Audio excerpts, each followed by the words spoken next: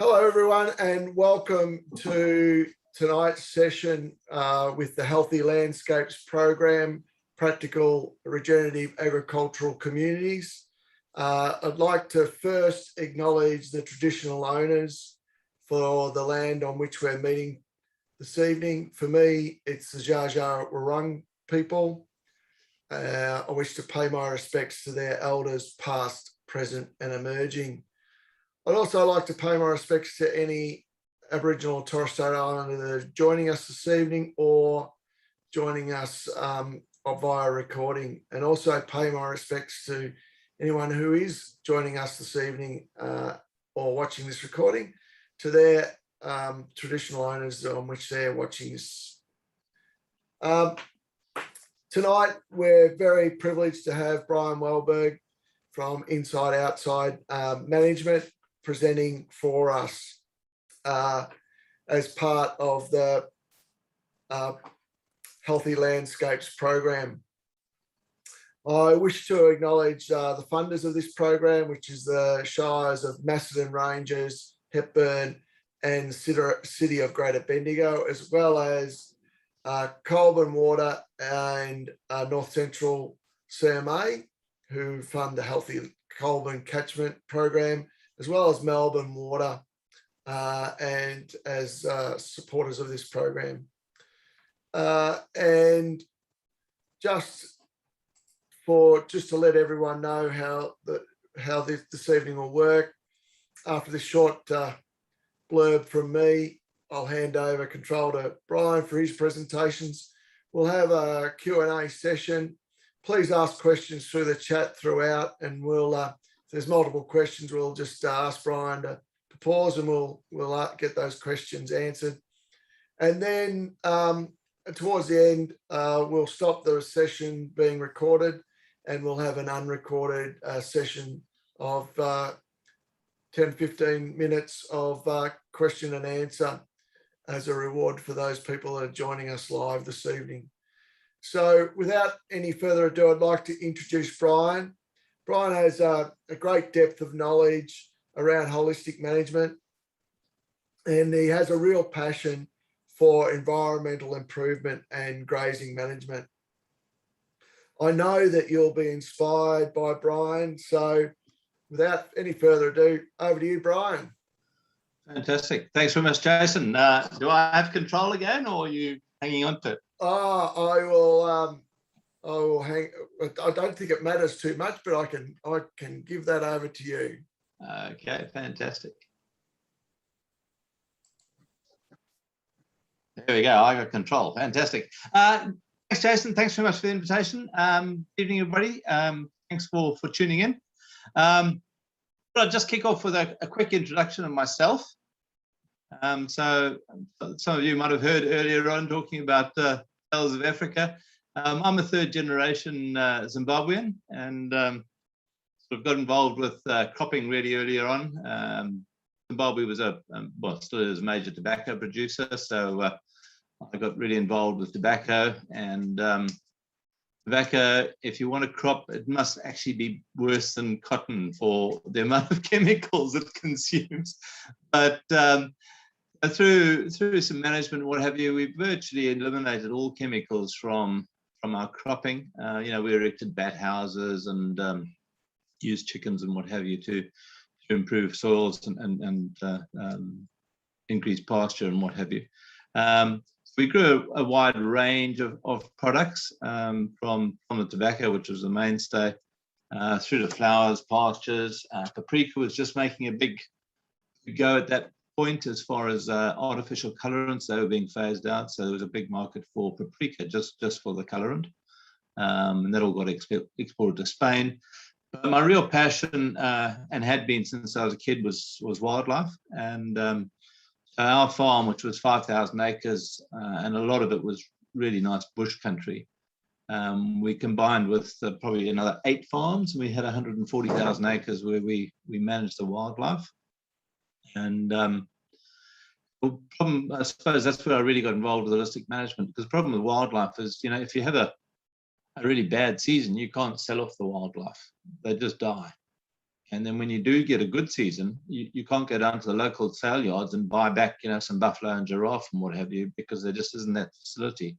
So you really start focusing on how can we build resilience back into those landscapes.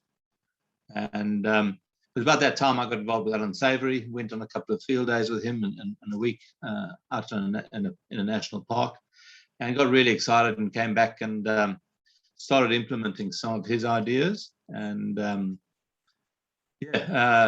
saw some amazing improvements, but also made some huge mistakes. And as I think Gabe Brown always says, if you're not making lots of mistakes, you're not trying hard enough, as long as the mistakes don't cost you an arm and a leg. But we saw some huge improvements in resilience of the landscape. Some cattle troughs we turned off because the springs had come back. Dams had water in all year round where they hadn't before. And we basically quadrupled our carrying capacity while simultaneously reducing just about all chemicals that we used for the cattle for ticks and flies. And we reduced the food from, we used to average about 2.5 kgs per unit per day. At the end, we were running 150 grams of basically a mineral lick.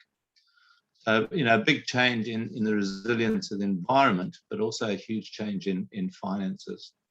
So that it was the wildlife that sort of got me started on the journey. And then 20 odd years ago, we immigrated into central Queensland, and we're managing some cattle properties up there. And again, just implementing some of the holistic thinking, and saw some major improvements in that country, and also their carrying capacity and reduction in costs. We spent about 10 years out there, and then we moved to the mid-north coast. I always call it paradise, mid-north coast of New South Wales.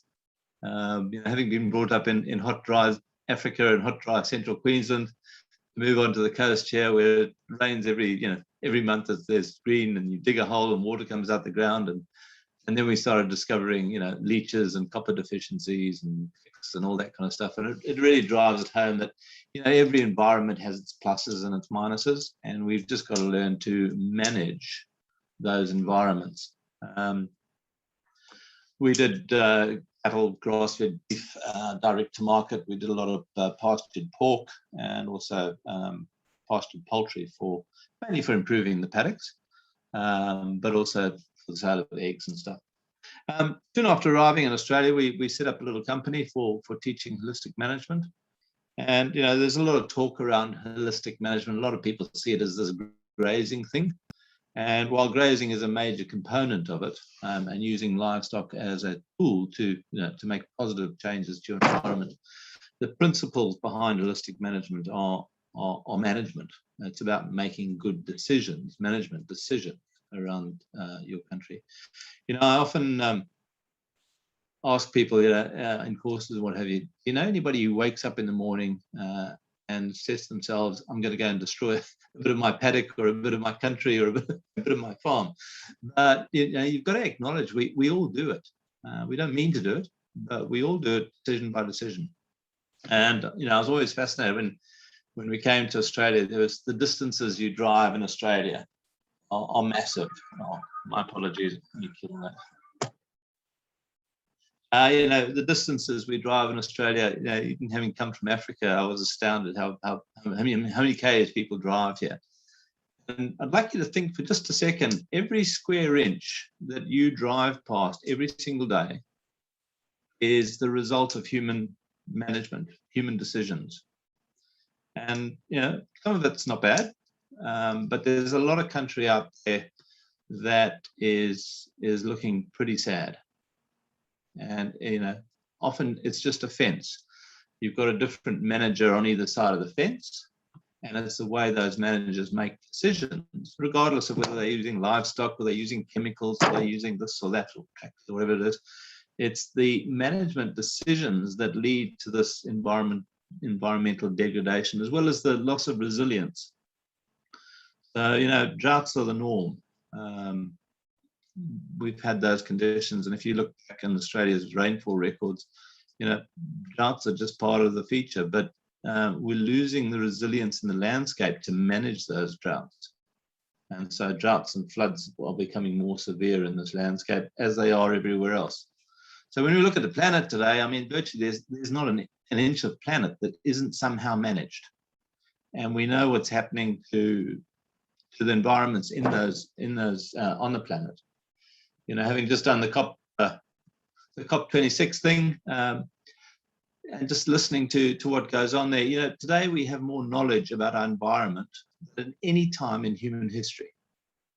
We know more about a cubic inch of soil. We know more about our deep oceans. We know more about deep space than at any time since humans have been around.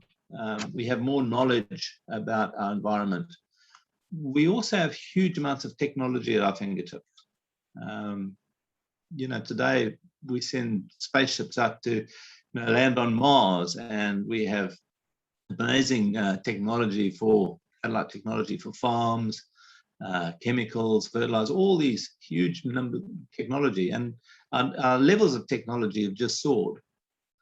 So, you know, we constantly see people looking for technological and more knowledge to fix the problems that we're seeing on the planet. But when you look at the environmental degradation that's happening, it almost mirrors that level of technology and knowledge that we have.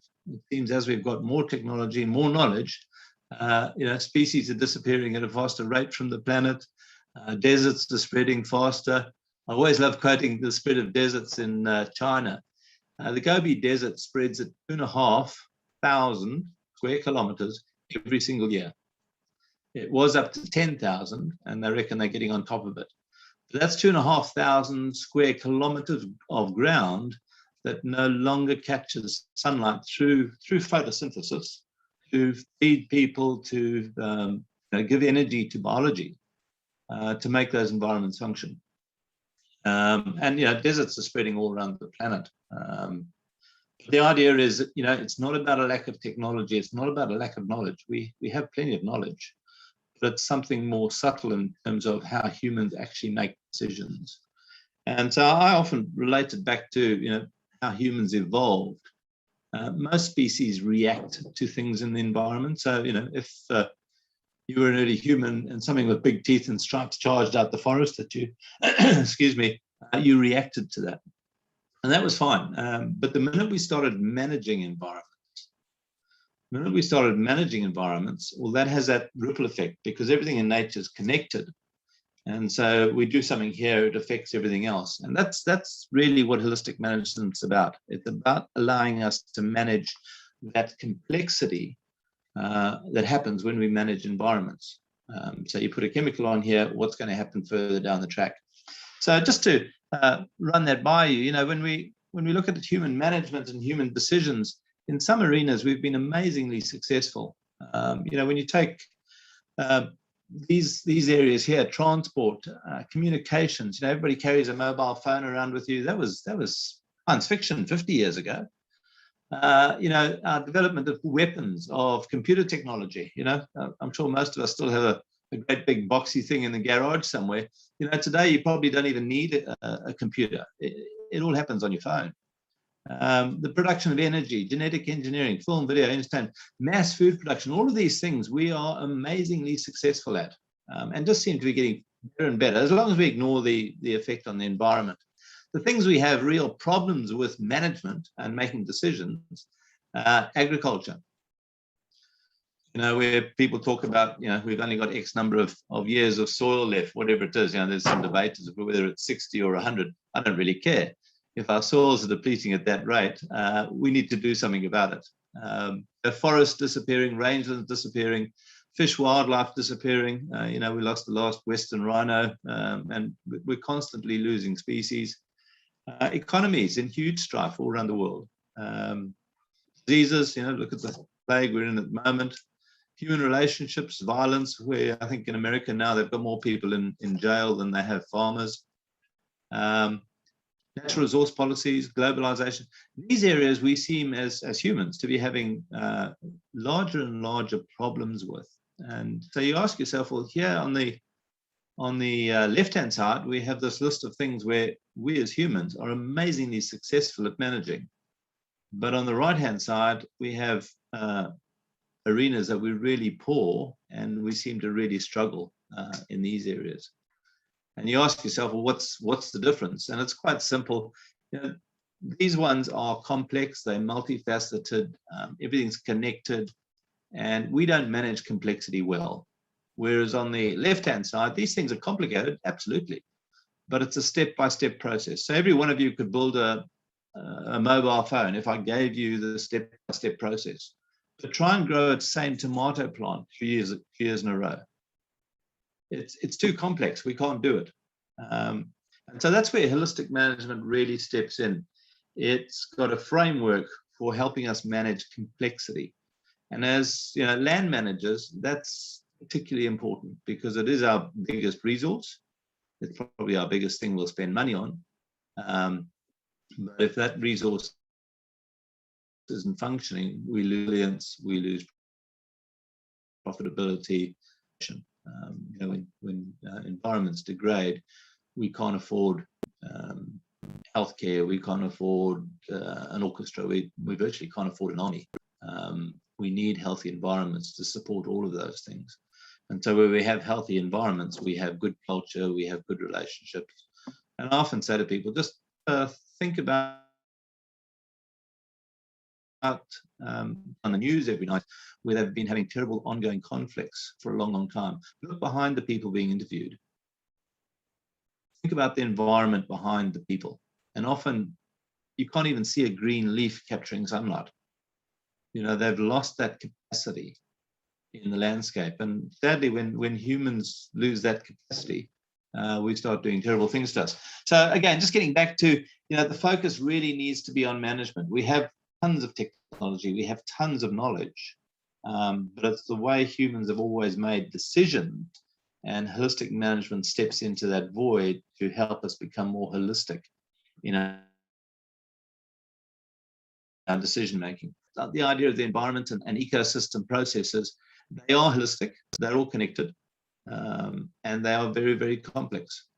You know, we look at, you know, what makes plants grow fast or slow, and you just got to say, well, you know, it's temperature, it's humidity, it's sunlight, it's intensity of sunlight, it's the type of soil, it's how many microbes are in the soil, it's the fungi, it's you know, it's just amazing array of complexity, and there's no way in the world that we can manage that.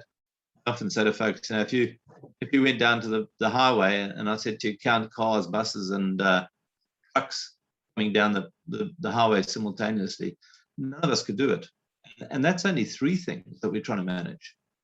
You know, when you're trying to manage a farm, and including all the people and the social aspects, the complexity is ginormous, and we're not good as humans at managing complexity.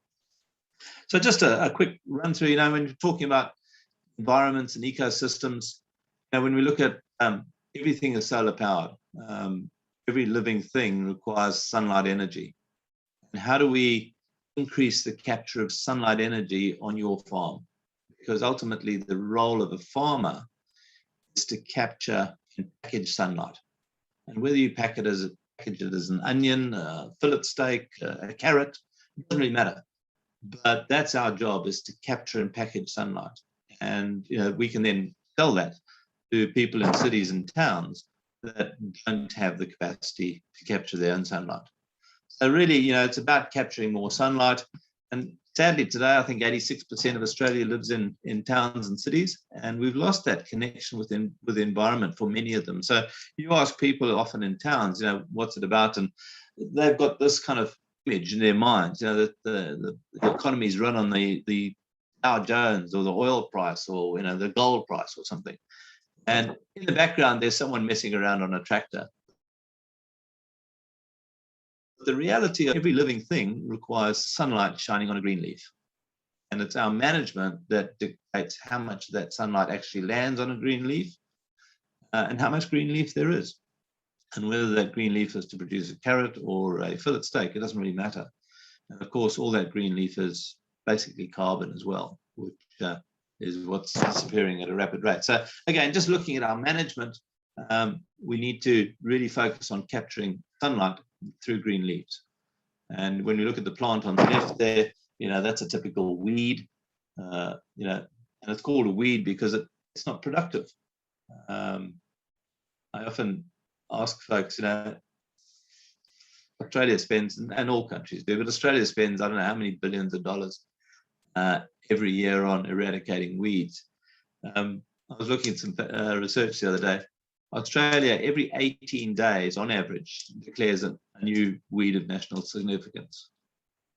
And when you consider how many billions of dollars, not just government funding, but farmers' own money, as well as the millions and millions of hours land managers put into weed control.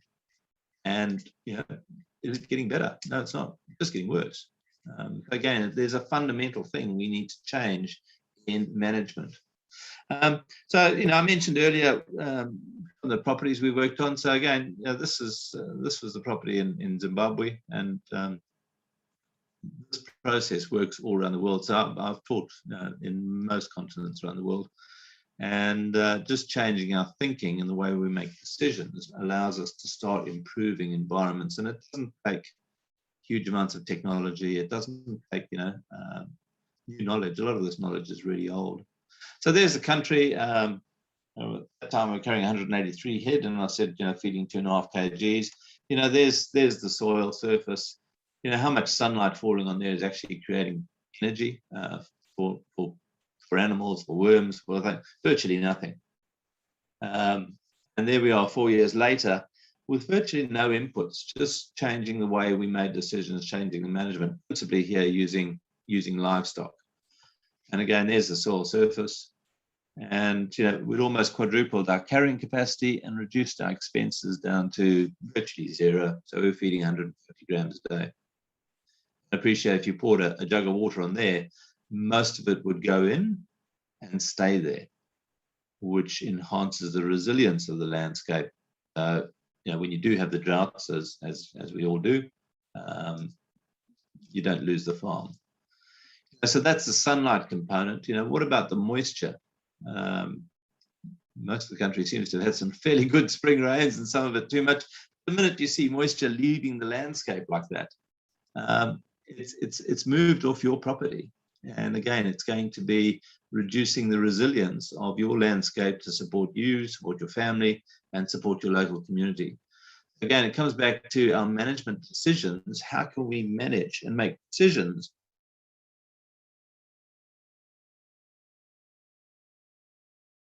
that allow that? Again, there's lots of technology and knowledge around building swales and building contours and building leaky weirs and all this kind of stuff. But really and truly, ultimately, we want that raindrop to land and go into the soil and stay there to be used for life at the end of the day. So again, it comes back down to our decisions. How can we make that landscape more resilient? How can we increase nutrients and, again, water for plants, and get that root mass back into our soils? Actually, all our soils around the planet at the moment have lost a lot of carbon. And those roots are really important to getting that carbon back. So again, how do we make decisions and manage so we can get that root mass back, get the energy, get the life back in the soils?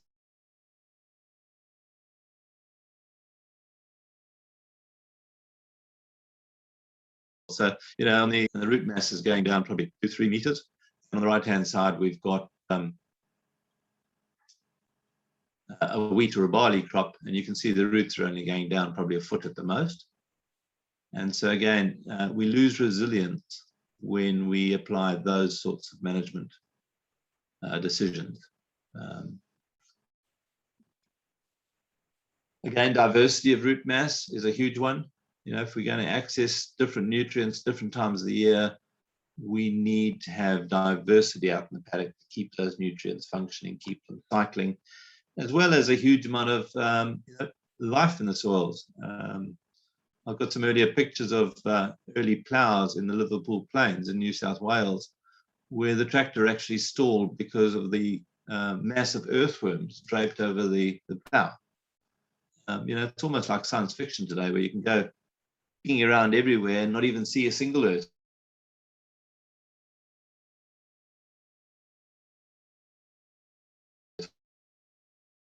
And decrease in soil life. And so again, the good news is, if we've decrease it, we can certainly change it around, but it requires a different thinking to make that happen. Again, just the idea of community dynamics or biodiversity, how do we get more biodiversity into landscapes? The concept that there are no hardy species. Species are adapted to certain environments. So there are a couple of little points here that I thought, the more species we have in any environment, the more stable it becomes. Again, we've chased the concept of monocrops. Today we have great knowledge coming in with cover crops, pasture cropping, and just getting more diversity back into those fields. And immediately we're starting to see more resilience, better production, and more and more biodiversity coming into both the soil and onto that land. So we often ignore what's under the soil surface, but it's really important. And the more we look down there, the more we discover. So, back in the day, the rainforest was kind of the epitome of a really biodiverse environment. And today we know, in a good, healthy soil, there's way more species, way more diversity. And we need to get that diversity back to build resilience. And it's through our management, through our decision, that's going to happen. Nature's always sort of on our side. Often if we just stop doing what we're doing, nature comes back and gives us a hand, which again is fantastic because it's basically free. Another thing I suppose that I just wanted to touch base with, because a lot of people, when they talk holistic management, it's all about, and a lot of the history of holistic management is based on Alan Savory's observations in what wild animals did, wild herding animals. And so he developed a grazing technique that mimics what he saw in those national parks. And so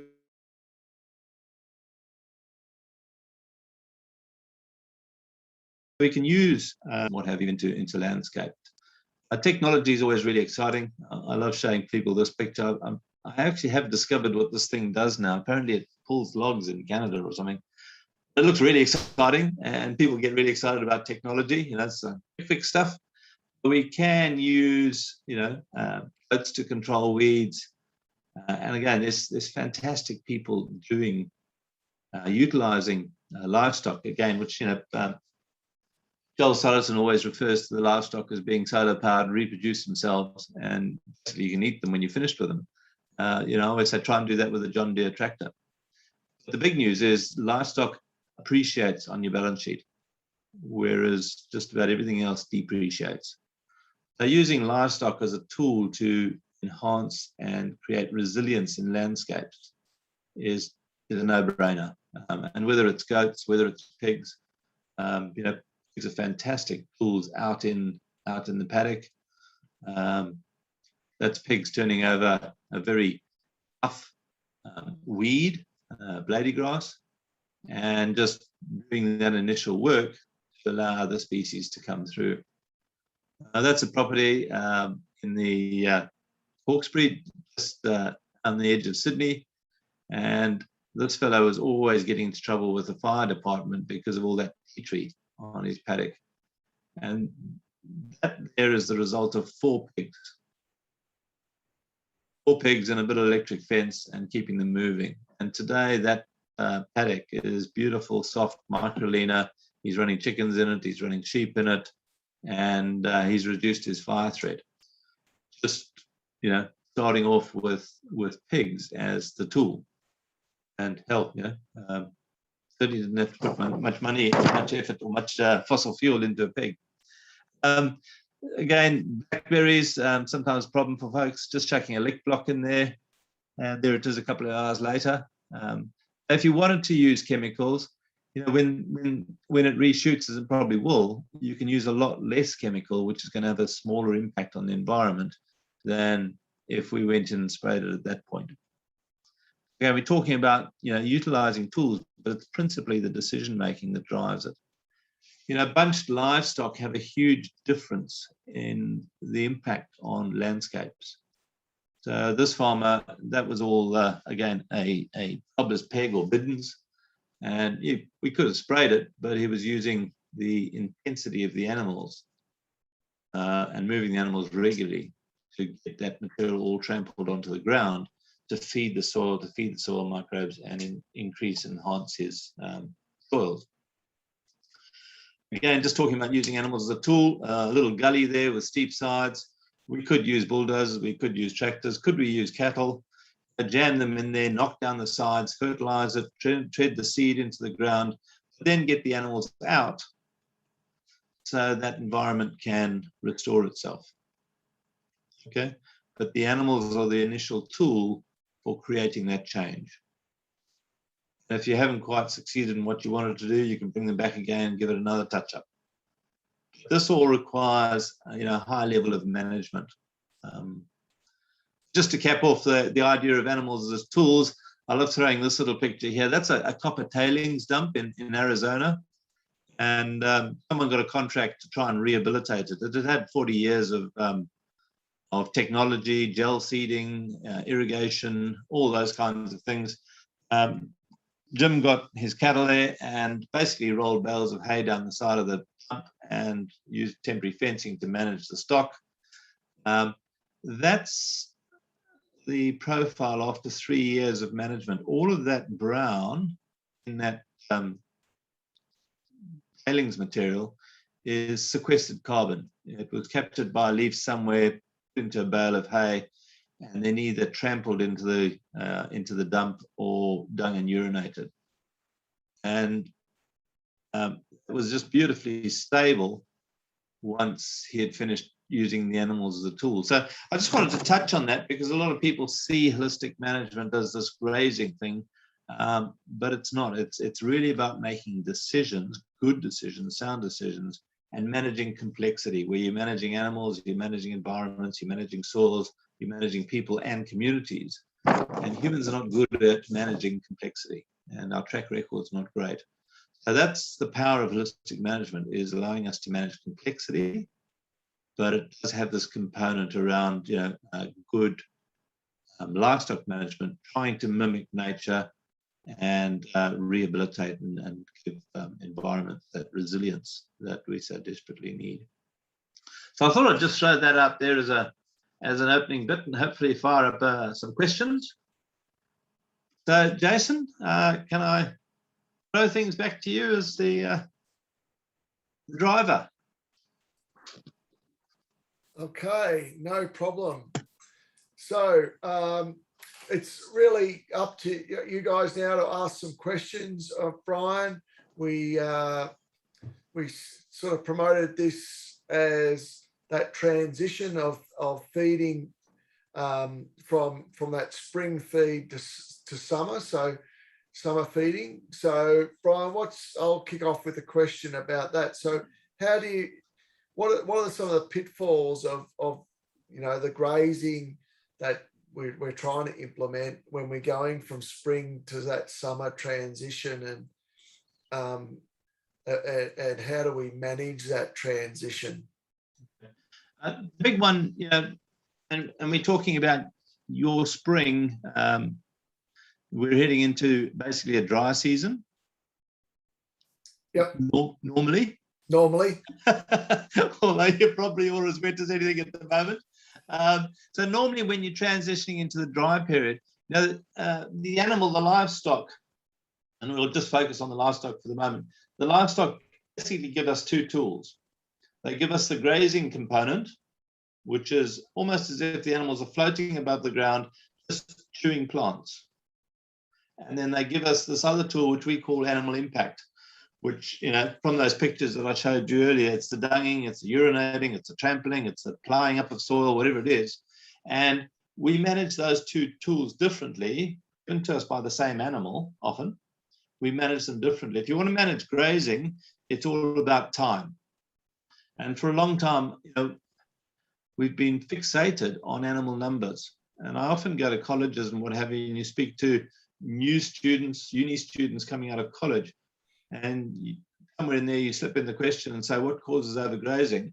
And virtually every single one will put their hands up and say, too many animals. So we've got policies coming out of the snowies saying, we've got to get all the brumbies killed down to 600 or something because there's too many. Animal numbers have nothing to do at all with overgrazing. It's all about time. You know, you can kill animals by not managing them correctly, but overgrazing is all about time. Your best plant in your paddock, your very best plant, couldn't give a damn if you had 10,000 sheep in the paddock or one. That plant, all it wants to know is how long is that sheep going to be standing there eating me? And when it disappears, how long before it comes back again? Because that allows that plant to put out leaf, capture energy, and re-energize that environment. So, you know, overgrazing, that tool of overgrazing is really about managing time. So what we should be doing now, while those plants are actively growing, is making sure we limit overgrazing. Overgrazing happens plant by plant, okay? And it happens to your best plants first. And if you overgraze plants, most plants can handle a bit of overgrazing. Some of them distort, they grow sideways, their leaves become distorted. Obviously, you lose productivity. And obviously, if you go into a dry spell, where you're probably heading, you don't have that potential left in the paddock because those plants haven't had a chance to recover properly. So, you know, right now, while everything's still green and growing like the clappers, we should be trying to limit overgrazing. And so to do that, you need more, basically bunch your animals up as they would have been in nature and try and move them as much as you can. But there's a process behind that. You know, it's not just a case of bunching your animals and moving them. You know, we see most of livestock management in Africa, most of livestock management in Asia is by, you know, tribes people herding animals. They bunch them and they move them around. And all those environments are degrading terribly under that management. So it's a bit more than just bunching animals and moving them around. And we often see that, you know, even in Australia, where people get this idea, that's what, you know, planned grazing is about, is just bunching your animals and rotating them. This is far from that. You know, it's a lot more complex than just bunching animals and moving around the paddock. So right now, we should really be focusing on trying to limit overgrazing of individual plants. And often you don't see that. You know, people talk about, oh, my animals just take a third of the plant. And that might actually be correct for 99% of the plants in your paddock. But what about that one plant that they take right down to the ground and literally within seconds of you opening the gate, they take 3 paces, you know, there's a nice lucerne plant or a chicory or a plantain, and whoop, take it right down to the ground. Because they've taken it lower down, it needs longer to come up. And people often don't even see those individual plants. They'll put animals in a paddock and they'll say, oh, you know, they've taken half or they've taken a third. And the plants they've only taken half or a third will recover really, really quickly.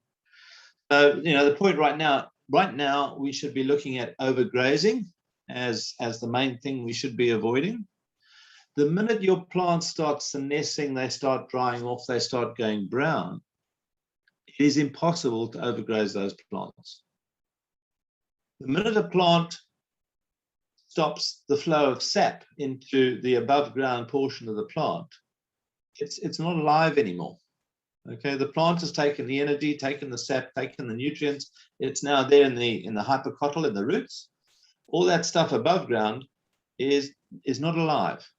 And it's a bit like you having a haircut. You know, do you lose energy when you have a haircut? Unless you're Samson. No, you don't. And the plant's the same. The plant has withdrawn its energy, it's withdrawn life down to the root and the hypocotyl. And this stuff up here is like giving yourself a haircut. The plant doesn't lose energy. So, you know, normal grazing in where we're heading now, in terms of a non-growing season, you can't overgraze plants. Okay? It's really important for you to be able to go out there and assess how much feed you've got. And there are lots of ways of doing that. You know, I'll certainly support some ways of doing it. And I think, you know, just getting out in the paddock and looking, it really worries me when people start using satellites to do that. You know, we know in year, you know, a satellite being able to tell you whether a plant is edible or not, and how much of that plant is edible. So, you know, certainly in training, we share some ideas on how to go out quickly and easily and assess how much feed you've got and the value of that feed. And so winter time, sorry, not winter, non-growing time is really about how much feed you've got and how many days or months does that have to last before you expect growth to start again?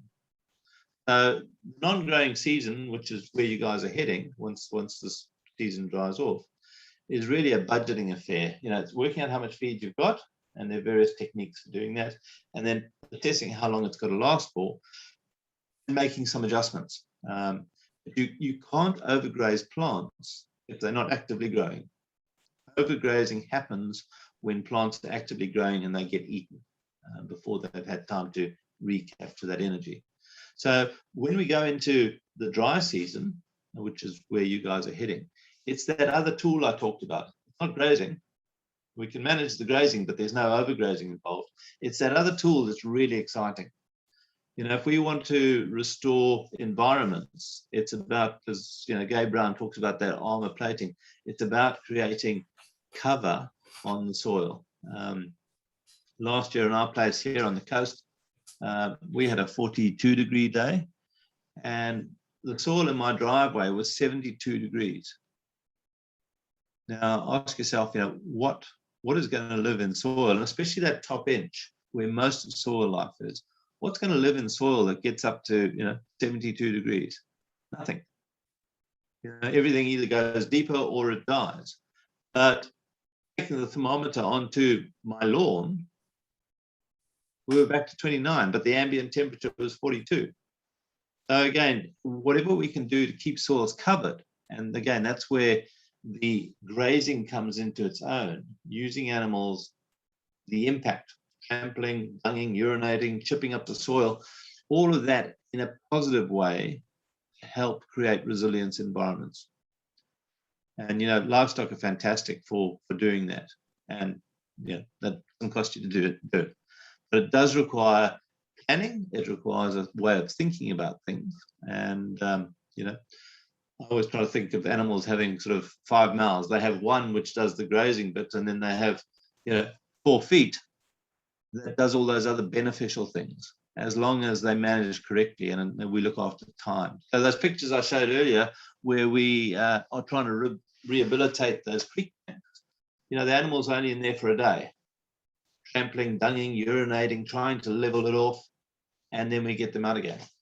And that's how herds, sort of manage themselves in these environments before we started being involved in management and not really taking cognizance of the way they functioned before. So where you're heading right now, for me, let's try and limit overgrazing as much as possible, allow plants to recover and grow as much as we can before that dry spell comes. And then once the dry spell comes, then we flick across to, we don't have to worry about overgrazing. What we have to worry about is how do we maintain soil cover, and how do we create a soil cover that is, when the spring rains come, that moisture goes into those soils. The dry season is the time we prepare the soils and the soil surface for next season's rains. And if you do a good job, those soils are covered, they're cool, they're loose, they're friable. And because of that, it's full of life. And when you get those first rains at the beginning of the season, that moisture goes in and off you go, and you've got resilience. If you have an inch or two and it takes off and then you have a bit of a drought, your plants will continue to be productive, continue to capture sunlight, continue to feed, the community. So Brian, we have a mixture of temperate grasses as well as some summer active or C4 grasses. Yep. So some of them are waking up now, and so we still want to be, from what you're saying, we still want to be managing them for overgrazing. We don't want to be mining the battery of those guys now because they're just waking up from dormancy. So is that the same in the autumn when they're waking up? Yeah. The temperate grasses are waking up from that, dormancy as well, when they're starting to put their green leaves up after being browned off for a while. So Jason, the planning process, everywhere in the world, not everywhere, but most places in the world have a period of the year where you produce bulk. and then you either have a period where it's too dry, too cold, too something, but often you still have some green plants out there, and what they do is create quality as opposed to bulk. So the bulk you're carrying through from the growing season. And so the two planning processes, allow for that. So, if I said to you, how many days would you probably have those plants senescing, where you still have some plants coming through, but the bulk of the plants will be now senescing, they'll be brown and won't be capturing sunlight. 4 months? September, January, February, maybe? Yeah. Yep, maybe 3 months. You've got 90 days. So when we do the planning for that period, it really becomes a decision as to how many times you go through your paddock. So if you're only going to go through your paddocks once, all of those plants will have 90 days to recover once they've been chewed. Okay. If you decide to go around twice, now you're limiting that recovery to 45 days. And I get everybody just ask self the question, do you think 45 days is enough recovery time for that plant that was severely grazed, right down to its butt? Is it enough time for that plant to regrow leaf, capture sunlight, and restore the energy? Grazing is all about restoring energy to the environment. And it's done through those green leaves. And if we overgraze plants, it reduces leaf volume, it reduces energy, everything. The processes we use, while the growing season does tend to focus purely on overgrazing plants, it's secondary in the non-growing season, but it is there because of what you're saying. We often have green plants, but the process works everywhere. So horses I run up around Byron Bay and Coffs and places like that, generally they don't have a dry season at all. It's just growing all year round. And then I've got one client who's in Namibia on the west coast of Africa. Last year he had 11 mils of rain the whole year. The year before that he had 18. So he's actually operating with like a month of growing season if he's lucky, and then possibly a year and a half or more of non-growing. And that's fine. The process allows us to manage for that diversity. And really, it doesn't fail. It only fails when people stop doing it. And one of the things I really encourage, it doesn't matter really whether it's financial planning, grazing planning, land planning. The minute you've created the plan on a piece of paper, it's just a piece of paper. We're dealing with this dynamic, swirling thing called environment and people. And we can create all the wonderful plans in the world, but tomorrow they might be wrong. So we create a plan. Success lies in monitoring.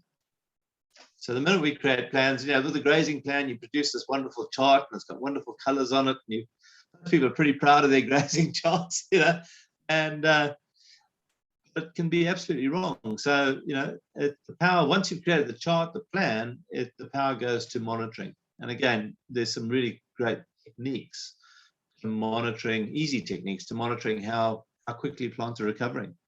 I was talking to some folks today, and one of the things people just quite easily could think about is how often you mow the lawn. If you're mowing your lawn every week, well, the plants out in the paddock are growing really fast. And so you must accommodate for that. If you haven't mowed your lawn for a month, or you can't remember when you last mowed your lawn, well, then the plants out in the paddock are probably either not growing or growing really slowly. And again, we can accommodate for that. So to me, the power of the planning, once you've done it, shifts to monitoring. And how many people monitor their paddocks? How many people monitor their farms? There's some wonderful monitoring techniques out there, but people just don't seem to do it. And your farm's probably the most important asset you'll ever buy. You monitor your vehicle, you check the water and oil in your ute and your car, but do you check the health of your paddock? And again, a lot of people don't do that. So, part of the training and part of the knowledge is understanding that dynamic complexity And success lies in monitoring. Once we create a plan, it's all about monitoring. And so, sharing some of those ideas in the course again is a critical component of monitoring. And again, it's got to be simple, it's got to be easy, it's got to be quick, which is where we've sort of gone. So just before we shut down the recording of this session and go to, because I'm the only one asking some questions at this stage, maybe they're all shy and they'll ask the question when we stop recording. But you're talking about a course, Brian, that you run. Are you running a course down here in Victoria soon?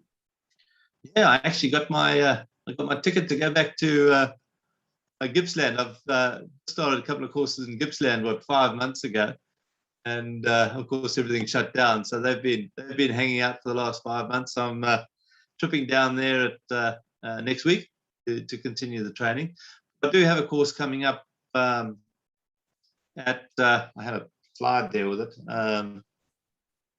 Family Farm, and just in your neck of the woods. Yeah, and, yep, I saw them there briefly. Yep. So that'll be starting in January. Course normally runs over 8 days, so 4 2-day sessions, about a month apart. And the first 2 days we really look at the environment and how environment functions, and then look at using livestock as a tool, a positive tool to make change to the environment, positive change. We also do a bit of time management in there because we all seem to be really short of time. So using a bit of Steve Covey's time management, we flip that in there. The second session, we really focus on management and creating visions and looking at a framework to manage complexity, especially if you're managing land. And then by the time we've got that under our belt, we get together for 2 days for the third session, and we really focus on the grazing planning. So it'll be the charts, it'll be the planning process, as well as a couple of little software programs to help us with the math side of it. And then the final session, we'll look at holistic financial planning, which has really taken the best of a whole range of financial planning packages out there, and created something we call a holistic financial plan that really focuses on creating wealth and profit. And so we'll finish that up and then do half a day on introducing yeoman scale of permanence as a way of planning for land. Planning farms, land planning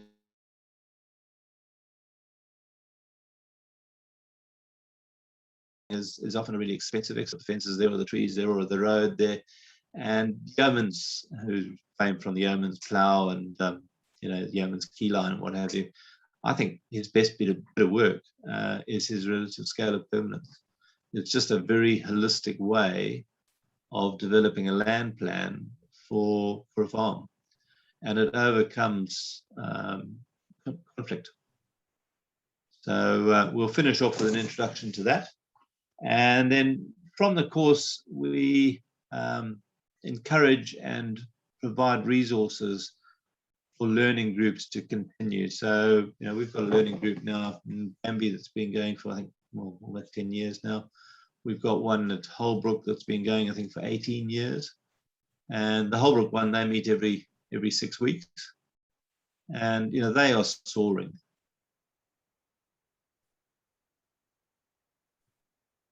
This agriculture right now. And how do you assess it, trial it, learn it all yourself? You can't. So to me, success right now in this hugely changing landscape, which we call agriculture, is really about creating a network around you of like-minded people that you can share and support each other. Because honestly, the minute someone says, "Eureka, I have the silver bullet," you are setting yourself up for failure. There is no such thing as a silver bullet when you're dealing with this dynamic, complex environment of people, animals, soils, all the rest of it. It's going to be constantly changing.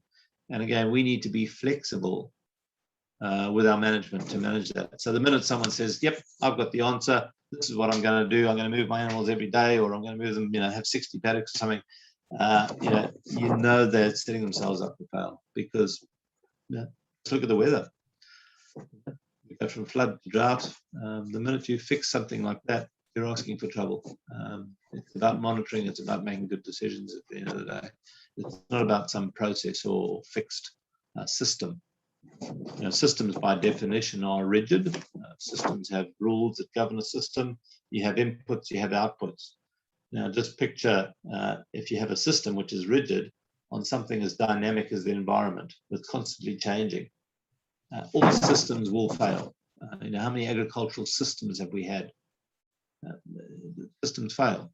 We've got to become process orientated, and process means make a plan, monitor it.